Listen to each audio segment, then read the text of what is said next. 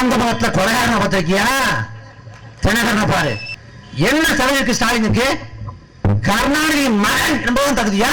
என்ன சொல்றாங்க? ராணுவ வீரர்களை காப்பதற்காக நீங்க பாஜகவுக்கு வாக்கு செலுத்தணும். நீங்க ஜெயிக்க அயோக்கியம் கொண்டு போறீங்களா இல்ல வெள்ள துடிக்க நல்லவன் கொண்டு போறீங்களா தான் நாங்க வைக்கிற கேள்வி. வைக்கிற பேசாருல ஸ்டாலினுக்கு வாழ்க்கை தகுதி கூட கிடையாது. அவர் சொன்ன ஒரே உண்மைதான். நாம் தமிழர் கட்சிக்கு வாக்களிப்போம், நாளைய தமிழ் தலைமுறைக்கு வாழ்விப்போம் முழக்கத்தை முன்வைத்து நாம் தமிழர் கட்சி நடத்தி கொண்டிருக்கிற தேர்தல் பரப்புரை கூட்டத்தில் தலைமையேற்று நடத்தி கொண்டிருக்கிற எங்கள் அண்ணன்மார்களே, வீட்டில் இருக்கிற சான்றோர் பெருமக்களை, கூடியிருக்கிற தாய் தமிழ் சொந்தங்களே, உங்கள் அனைவருக்கும் எமது பணிவான வணக்கம். இன்னும் ஓரிரு நாட்களில் நாடாளுமன்ற தேர்தல் குறித்த அறிவிப்பு வரலாம். என்றைக்கு கூட்டணி பலங்கள் முழுமையாக நிறைவடைகிறதோ அன்றை மாலையே தேர்தல் குறித்த அறிவிப்பு வெளியே வரும். மக்கள் இன்றைக்கு நடக்கிற அரசியல் அநாகரிகங்களை, கூட்டணி பேரங்களை உன்னிப்பாக கவனித்துக் கொண்டிருக்கிறார்கள். நாம் உன்னிப்பாக பார்க்கிற போது கட்சிகளும் இயக்கங்களும் பிறந்தது ஒரு தத்துவத்தை, ஒரு கொள்கையை தூக்கி சுமந்து அந்த கொள்கையை நடைமுறைப்படுத்துவதற்காகத்தான். ஆனால் இருக்கிற கட்சிகள், இருக்கிற இயக்கங்கள் எல்லாம் தத்துவத்தை, கொள்கையை முற்றுமுழுதாக துறந்து விட்டு, தொலைத்து விட்டு வெறுமனே பணத்தை அடிப்படையாக கொண்டு பேரம் பேசிக் கொண்டிருக்கிறது. இந்த இடத்தில் முற்றுமுழுதாக மாறுபட்டு நாங்கள் வேறு திசையில் பயணிக்கிறோம். ஒருபுறம் மோடியின் நல்லாட்சி தொடர்வதற்கு மீண்டும் ஒரு முறை வாய்ப்பு கொடுங்கள் என்ற முழக்கத்தை முன்வைத்து அதிமுக பாஜக அணி வாக்கேற்று நிற்கிறது. இன்னொரு புறம் மோடி எதிர்ப்பு என்கிற அந்த அலையை மையப்படுத்தி அதனை வைத்து நாங்கள் ஒரு அணியை கட்டமைக்கிறோம் என்று திமுக காங்கிரஸ் அணி நிற்கிறது. இந்த இரண்டு சனிகளுக்கு இடையேதான் மாற்றாக உங்கள் பிள்ளைகள் நாம் தமிழ் என்ற முழக்கத்தோடு வந்து நிற்கிறோம். நாம் தமிழர் கட்சி தனித்து போட்டிருக்கிறது. மக்களவை தேர்தலில், அதுவும் பிரதமர் தீர்மானிக்கிற தேர்தலில் உங்களுக்கு ஓட்டு போட்டு என்ன கிடைக்க போகுதுன்னு கேட்கிறேன். இதுல பிரதமர் தானே தீர்மானிக்க போறோம். அன்பு மக்களே, நாம் பிரதமருக்கு ஓட்டு போடல, நாம ஓட்டு போடுற எம்பிக்கள் தான் பிரதமருக்கு ஓட்டு போட போறாங்க. இத நாம் முக்கியமா கவனிக்க வேண்டிய விஷயம். பாராளுமன்ற தேர்தலில் நாம் வாக்கு செலுத்தி நமது பிரதிநிதியாக நாம் அனுப்புகிறால்தான் நாளை தேசிய அளவில் நமக்கான பிரச்சனையை பேச வேண்டிய இடத்துல இருக்காரு. நீங்க திரும்பவும் திமுகவுக்கும் திரும்பவும் அதிமுகவுக்கும் வாக்கு செலுத்தி திமுக அதிமுக சார்பாக பாராளுமன்ற உறுப்பினர் அனுப்பி என்ன செய்ய போறீங்க? இந்த நாட்டில் எந்த சிக்கல் குறித்தும் எந்த பிரச்சனை குறித்தும் அடிப்படையிலே இல்லாதவர்கள் எதுவுமே தெரியல. ஆனா திரும்ப திரும்ப திமுகவுக்கும் அதிமுகவுக்கும் வாக்கு செலுத்துறீங்க. இங்க வாக்கு செலுத்துறப்ப ஒரு கட்சி ஒரு கொள்கையை, ஒரு தத்துவத்தை முன்வைக்குதா? மக்களுக்காக பேசுமா? மக்களுக்காக உழைக்கணும் பார்க்கறதே இல்லை. ஜெயிக்கிற கட்சிக்கு ஓட்டு போடணும். எழுப்புற கேள்வி எளிமையானதா? நீங்க ஜெயிக்க அயோக்கியம் ஓட்டு போறீங்களா இல்ல வெள்ள துடிக்க நல்லவன் ஓட்டு போறீங்களா தான் நாங்க வைக்கிற கேள்வி. நீங்க திரும்பவும் திமுகவுக்கும் திரும்பவும் அதிமுகவுக்கும் வாக்கு செலுத்தி என்ன பயன் விளைய போகுது? பாஜக அதிமுக அணி அமைத்திருக்கிறது. இந்த பாஜக அதிமுகவால என்ன நாட்டுக்கு என்ன மக்களின் துன்பத்துக்கு, மக்களின் துன்பத்துக்கு என்ன பண்ணிருக்காங்க? 2 ஆண்டுகள் எடப்பாடி ஆட்சி, எடப்பாடி பழனிசாமி ஆட்சி. அந்த எடப்பாடி பழனிசாமி ஆட்சியில தமிழ் மக்களுக்கு விலை நன்மை என்ன? ஓ நன்மை நல்லாட்சியை கொடுத்தால் இதற்காக வாக்குக்கு காசு இருக்கிறாய். ஏன் நீ நல்லாட்சியை கொடுத்த நல்லாட்சியின் பயனை அனுபவித்த மக்கள் அந்த நல்லாட்சி தொடர்ச்சி என்று வாக்கு செலுத்திப்பானே. தமிழ்நாடு முழுக்க மக்கள் போராடி கொண்டிருக்கான். எதுக்கு போராடுறான்? அடிப்படை தேவைக்கு அல்லாடி கொண்டிருக்கான், போராடி கொண்டிருக்கான். தமிழ்நாடு முழுக்க போராட்டம், பட்டு தொட்டி எங்கும் போராட்டம், ஒவ்வொரு மாவட்டங்களில் ஒவ்வொரு பகுதியிலும் போராட்டம். அந்த மண்ணின் மக்கள் போராடுறான். போராடுற மண்ணின் மக்களை தீவிரவாதியாக, பயங்கரவாதியாக சித்தரித்து அவர்களை அடைச்சு ஒடுக்கிறது இதே தமிழ்நாடு அரசு. நாம் பார்க்கிறோம் இல்ல, நாம் வாழ்ற சமகாலத்தில் தூத்துக்குடியில 14 பேரை துள்ள துடிக்க சுட்டு படுகொலை செஞ்சது இதே எடப்பாடி பழனிசாமி அரசு. அந்த மண்ணின் மக்கள் கேட்டு போறாங்க. என்ன எதுக்கு போறாங்கன்னா பொண்ணை பொண்ணை கட்ட போறானா, வீட்டுக்கு நகை கொடுக்க போறானா, வீட்டுக்கு அரசு வேலை கொடுக்க மாட்டானா? என்ன கேட்டான்? எங்க தாத்தன் பால் காட்டம் தாத்தன் பூட்டன் காலம் தொட்டு நாங்க வாழ்ற நிலம், இந்த நிலம் நாங்க காலங்காலமா வாழ்ந்து வரோம். இந்த நிலமும் நீரும் காற்று மாசுவதை நான் அனுபவிக்க முடியாது. இந்த நிலமும் நீரும் காப்பதற்காக நாங்கள் போராடுறோம். எங்கள் நிலத்தை எங்கள்கிட்ட கொடுத்துருங்க. ஸ்டெர்லைட் ஆலையை மூடங்கள் போராடுறோம். 99 நாட்கள் போராட்டம், 99 நாட்கள் போராட்டம் நடத்திய போது அரசு கண்டுகொள்ளல. அந்த செத்து போன 14 தமிழருக்காக நான் வருத்தம் தெரிவிக்கிறேன், மன வருந்துறேன். அந்த குடும்பத்துக்கு ஒரு இரங்கல் தெரிவிக்கிறேன், ஆறுதல் தெரிவிக்கிறேன். ஒரு வார்த்தை பேசினாரா? ஒரு வார்த்தை எதுவும் பேசல. கஜா புயல் வந்தது, கஜா புயல பாதிக்கப்பட்டு அந்த புயல்ல 82 பேர் இறந்து போனான். உலகத்துக்கு அரிசி ஏற்றுமதி செய்ய இனத்தின் மக்கள் ஒருவர் அரிசிக்கு வேண்டாம, சோத்துக்கு வேண்டாம தென்னங்குத்து பணம் கொடுத்து வெணித்தண்ணில போட்டு அதை சாப்பிட்டு பசியாகி கிடந்தான். சாலை போற வாகனத்தை மறிச்சு ஐயோ சாமி பசிக்குது ஏதாவது கொடுத்துட்டு போங்க கையேங்க. அன்றைக்கு கஜா புயல பாதிக்கப்பட்ட போது இன்றைக்கு வந்து பார்க்கிற ஐயா மோடி, ஐயா உத்தரப்பிரதேச முதல்வர் ஐயா ஆதித்யநாத் யோகி, ராஜ்நாத் சிங், நிதின் கட்கரி எங்க போனாங்க? ஒரு மாதத்துல 40 நாள்ல 4 வர்றாரு ஐயா மோடி. எதுக்கு வர்றீங்க? எதுக்கு வர்றீங்க? தமிழ்நாட்டுக்கு வந்தா செருப்பாட்டு அடிக்கிறான்ல கோபாக் மோடின்னு, அவன் தான் விரட்டான்ல. நல்ல மாட்டுக்கு சூடு, நீ வந்துட கூடாது. ஆனா மானம் கட்டு போய் ஈனம் கட்டு போய் வாக்கு வேட்டாளருக்காக வர்றாரு. என்ன சொல்றாங்க?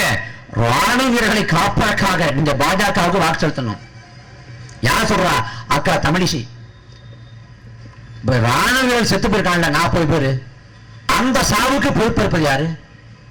திரும்ப மோடி வந்து எப்படி பாதுகாப்பாரு? இப்ப பாதுகாக்கலையே. தீவிரவாதிகளை 300 பேரை கொண்டுட்டோம், பாகிஸ்தான் ராணுவ வீரர்களை 300 பேரை கொண்டுட்டோம், ராணுவ தீவிரவாதிகளை 300 பேரை கொண்டுட்டோம்னா எங்கடா 300 பேர் செத்து போயிட்டானே, எங்கடா உடல்னு கேட்டா பதில் சொல்லல. என்னன்னு விசாரிச்சா பாகிஸ்தான் அரசு அவன் ஐநா கிட்ட போய் புகார் கொடுக்கிறான். என்ன புகார் கொடுக்கிறான்? சூழ்நிலையில் பயங்கரவாதத்தை இந்தியா செய்கிறது அப்படின்னு ஒரு புகார். அது என்ன சூழ்நிலை பயங்கரவாதம்? இந்தியா போர் இருக்கிற பேர்ல எங்க நாட்டில் ஃபைன் அப்புறம் அழிச்சிருச்சு. அது மட்டும் இல்லாத ஒரு காக்கா செத்து போச்சு. இதுதான் சர்ஜிக்கல் ஸ்ட்ரைக் மூலமாக மோடி செஞ்ச சாதனை. ஒருத்த சாதனைங்க. ஆளுந பொட்டல் காட்டில் மரத்து மேல குண்டை போட்டு வந்து சர்ஜிக்கல் ஸ்ட்ரைக் 300 பேரை கொண்டுட்டான், 4 பேரை கொண்டுட்டான். அதனால பிஜேபிக்கு ஓட்டு போடுங்க. ஏன் உயிர் வழி எல்லாருக்கும் ஒண்ணுதானே? உயிர் எல்லாருக்கும் ஒண்ணுதானே? நீ ராணுவத்துக்காக துடிக்கிறியே. சுதந்திர இந்தியாவில லட்சக்கணக்கான விவசாய சாதானே இன்னும் சுவை செத்து கொண்டிருக்கானே. அந்த விவசாய மனசுக்காக ஏன் பேசுறதில்ல? இன்றைக்கு தேர்தல் போகுது. உடனே ஐயா மோடி சொல்றாங்க, விவசாயிகளோட அந்த இதை பார்த்து ஆண்டுக்கு 6000 ரூபாய் பணத்தை தர்றோம். இப்ப 6000 ரூபாய் பணம் விவசாயிகள் கறி இன்னைக்கு கரிசனம் பொங்குது. அன்னைக்கு டெல்லியில போறாங்க தமிழ்நாட்டு விவசாயி 100 நாட்களுக்கு மேலாக டெல்லியில விவசாயி போறான்னா தமிழ்நாட்டு விவசாயி ஒட்டுமொத்தமாக ஸ்டேட் பேங்க் ஆஃப் இந்தியா வாங்கிய 6000 கோடி கடனை தள்ளுபடி செஞ்சு போராட்டம். பல நாட்கள் போராட்டம், 100 நாட்களுக்கு மேலாக மொட்டை அடிச்சு மீசை மடிச்சு மண்சோர் சாப்பிட்டு மனித சிறுநீரை குடிச்சு மனித மரத்தை தின்னு கடைசி விவசாயம் கடைசி கோணம் அவிழ்க்கப்பட்டு நிர்வாணமாக அமரமாக விதில போராடிய அந்த விவசாயிக்கு நாடு என்ன வந்து கொடுத்து? நீங்க விவசாயிகளை கூட்டு வச்சு அந்த கோரிக்கையை நிறைவேற்ற வேண்டாம், அந்த கோரிக்கையை பரிசீலிக்க கூட வேண்டாம். குறைந்தபட்சம் கூட்டு வச்சு என்ன பிரச்சனை கேட்க முடியாத? ஏன் செய்யல? ஏன் செய்யல? தமிழ்நாட்டில் இருக்க எந்த பிரச்சனைக்காவது மோடி வாய் தந்து பேசிக்காரா? தூத்துக்குள்ள 10 செஞ்சான் 14 பேர் மோடி வாய் திறக்கல. கூடிக்கு மரவட்ட போனான், கூடிக்கு மரவட்ட போனவன செம்மனக்கட்டை கடத்த வந்து பழி சுமத்தி ஒரே நாள்ல 20 பேர் சுட்டு கொலை செஞ்சான் ஆந்திர அரசு. அந்த படுவாய்க்காக ஒரு வார்த்தை பதிவு பண்ணாரா? நாமெல்லாம் இந்துக்கள், இந்துக்களே ஓடோடி வாழ்வாங்க. செத்தவன் இந்து தானே, செத்தவன் தானே. ஓசி புயல்ல ஆயிரக்கணக்கான மீனான் கடலுக்குள்ள ஒதுங்கி போய் அவன் பிணம் கூட கரை ஒதுங்காத இருந்து இறந்து போவானே. அந்த ஓசி புயலுக்கு ஐயா மோடி வந்தாரா? மக்களுக்கான பிரச்சனை இந்த கட்சியில் ஒருபோதும் பேசாது. அவங்களுக்கு நோக்கம் இல்லை. எல்லாம் சந்தர்ப்பவாத கூட்டணி. இன்றைக்கு திமுகவும் காங்கிரசும் கூட்டணி போட்டுக்கொண்டு வருது. என்ன சொல்றான்? மோடி எதிர்ப்பு, மோடி எதிர்க்கணும், அது காங்கிரஸோட கூட்டணி போடுறோம்னு. போய் எதிர்க்கிறதுக்காக பிசாச கூட்டணி முடியுமா? காங்கிரஸ் எந்த விதத்தில் மாற்று, மோடிக்கு ராகுல் காந்தி எந்த விதத்தில் மாற்று. மோடி சரியில்லை, ஆமா சரியில்லை, மோடி நாட்டை விட்டு தோற்றணும், ஆட்சியத்தை தோற்றணும், சரிதான். ஆனா ராகுல் காந்தி வந்தால் இந்த படுகொலை நடக்காது. விவசாயி சாக மாட்டான், நெசவாளன் சாக மாட்டான், மீனவன் சாக மாட்டான். நாட்டு மக்கள் நல்லா வாழணுங்கிறதுக்காக என்ன சான்று இருக்கு? எதுக்கு ஓட்டு போட எவனுக்கும் தெரியாது. நீ சத்தியம் செஞ்சு சொல்லு. திமுக அதிமுக இந்த கொள்கை இருக்கிறது, இந்த கொள்கையை சாட்சியப்படுத்துவதற்காக, இந்த கொள்கைக்காக திமுக உழைக்குதுன்னு நீ கருணாநிதி குடும்பத்துக்காக திமுக சமூகத்து கொண்டிருக்கா? என்ன தலைவருக்கு ஸ்டாலினுக்கு? கருணாநிதி மகன் என்பதும் தகுதியா? கருணாநிதி மகன் என்பதும் தகுதியா? இப்ப இவர் ஸ்டாலினுக்கு பிறகு உதயநிதி ஸ்டாலின் வர்றார். அவருக்கு என்ன இருக்குது? நயன்தாராவோட 2 படம் அடிச்சிட்டார். இதுவே அதிகப்படியான தகுதிதான். அவரையும் தூக்கி பிடிப்பாருக்கு, அவரையும் கூட கூட்டம். தமிழ்நாட்டில் இந்த கட்சிக்கு, அந்த கட்சியில உழைக்க அடிமட்ட தொண்டர் இல்லையா? மொழி போட்ட தியாகியோட வாரிசு இல்லையா? எதுக்கு உதயநிதி ஸ்டாலினுக்கு அவ்வளவு முக்கியத்துவம்? எதுக்கு முக்கியத்துவம்? இப்ப திமுக சைடு இல்ல, அதிமுக சைடு இல்ல, இப்ப யாருக்கு போடலாம்? தினகரனுக்கு போடலாங்க. ஏன் தினகரனுக்கு போடணும்? சிரிச்ச முகமா இருக்காது, ஸ்மைலிங் ஃபேஸ், சிரிச்சுக்கிட்டே இருக்காது, இன்னொருத்தோட இருக்காது. குழந்தை முகத்துல கொலைகாரனை பார்த்திருக்கியா? தினகரனை பாரு, சிரிச்சா தினகரன் சிரிக்கிறாரு ஓட்டு போடலாம்னா குமரி மட்டும் நல்லா சிரிப்பாரு, மனம் பாப்பு அவரோட சிரிப்பாரு. ஓட்டு போட்டு என்ன விட்டுருங்க. நாட்டுக்கு இதுவா நான் தகுதி, நாட்டுக்கு இதுவா தகுதி. எவ்வளவு வெளிப்பட பேர் பேசுறான் பாருங்க. தேமுதிக கட்சி இருக்குது, இப்ப இருக்கான்னு தெரியல, இருக்குன்னு சொல்றாங்க. அந்த கட்சி பேரம் பேசுது. ஒருவர் என்ன பண்றாங்க? மோடி வர்றாரு தமிழ்நாட்டுக்கு, மண்ணில் கூட்டம். அந்த கூட்டத்தில் தேமுதிக பங்கேற்கும் சொல்லிட்டு விஜயகாந்த் படத்தை ஓடிட்டாங்க. மேடையில ஒற்றாங்க கிழிக்கிறாங்க, ஒற்றாங்க கிழிக்கிறாங்க, ஒரு முடிவு வரல. இந்த பக்கம் துறைமுக வீட்டுக்கு, திமுக துறைமுக வீட்டுக்கு ஒரு 4 ஆட்கள் அனுப்பிட்டாங்க. அவர் பார்த்து என்ன இந்த பக்கம் இருக்காரு, இல்ல சீட்டு கிட்ட வந்தோம், சீட்டுலாம் முடிஞ்சு போச்சு, வீட்டுக்கு போகட்டான் அந்த சொல்லிட்டாப்ல. இப்படி இருக்குது. ஒரே நேரத்தில் 2 கட்சியோட பேரம் பேசுறீங்க. நான் யார திட்டி ஓட்டு கேட்பேன்? வைகோ பேசாருல, ஸ்டாலினுக்கு வார்டு கவுன்சிலர் தகுதி கூட கிடையாது. அவர் சொன்ன ஒரே உண்மைதான். அவர் சொல்றாருல, வார்டு கவுன்சிலர் கூட தகுதி கூட ஸ்டாலினுக்கு இல்லைன்னா அப்ப அவர் முதலமைச்சர் துடிப்பது எவ்வளவு ஏமாற்று. மக்கள் தானே யோசிக்கணும். திமுக அதிமுக ஊழல் கட்சின்னு பாமக பேசியது, அந்த பாமக எப்படி கூட்டம் வைக்க நீங்க தான் கேட்கணும். அப்ப என்ன நினைக்கலாம்? யாரோடு வந்தமா யார் வேணா சேர்ந்துக்கலாம், மக்கள் ஓட்ட போட்டோம், மக்களை அவனை முட்டா அடிச்சான். இந்த அரசியல் அநாகரிகங்கள், இந்த அறிவிப்பை பார்த்ததா இளைஞர்களாம் வெறுத்துட்ட அரசியல். I don't like politics, I don't need politics. இதுக்கெல்லாம் மாற்றாக வர வேண்டும் என்றுதான் உங்க பிழை காலத்து நிற்கிறோம். நாங்கள் நாம் தமிழர் கட்சி தனித்து போட்டு இன்னைக்கு சொல்ல தினகரன் மாதிரி கூட்டணிக்கு ஆடலாம, கமலஹாசன் மாதிரி என்ன பண்ண தெரியாமல முடிவெடுக்கல. நாம் தமிழர் கட்சி 2010 பிறந்தது, மே 18 2010 பிறந்தது. தமிழக வரலாற்றில் மே 18 நாளை மறக்க முடியாது. 2009ஆம் ஆண்டு மே 18 அந்த நாளைதான் 7 லட்சம் தமிழரை கொன்றளித்து விட்டு சிங்கான் கொக்கோய்த்தான். விடுதலை புலிகளை வீழ்த்தி விட்டோம், தமிழரை விழுந்து போனார்கள், தமிழரை கொன்று முடித்து விட்டோம், தமிழரை செம்மாந்த புலிக்கொடி தாழ்ந்து விட்டான் என்று சிங்கள அந்த ஆள்தான் கொக்காய்த்தான். ராஜபக்சே எக்காலமிட்டான்.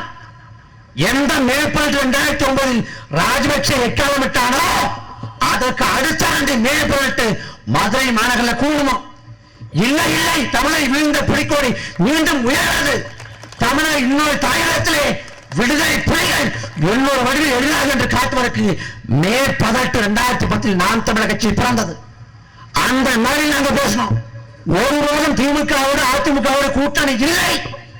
கடைசி வரை நாங்கள் தனித்தான் போட்டிடுவோம் சொன்னோம். இன்னைக்கு வரைக்கும் தனித்தான் போட்டி போறோம். இந்த காலத்துல எங்களை மக்கள் தோக்கடிச்சாலும் சரி, தொடர்ச்சியா போக்கடிச்சாலும் சரி, நாங்கள் மக்களுக்கான சேவை செஞ்சு கொண்டே இருப்போம். நீங்க வீழ்த்துக்கிற தோக்கடிச்சாலும் சரி, உங்களுக்காக உழைப்போம், உதவி கொடுப்போம். முன்னெடுப்போம். ஏன் எங்கள் பிறவி பயன் வாழ்நாள் கடமை. இந்த வீடியோ உங்களுக்கு பிடிச்சிருந்துச்சுன்னா லைக் பண்ணுங்க, ஷேர் பண்ணுங்க, கமெண்ட் பண்ணுங்க. முக்கியமா தி தமிழ் எடிஷன் சேனலுக்கு சப்ஸ்கிரைப் பண்ணுங்க.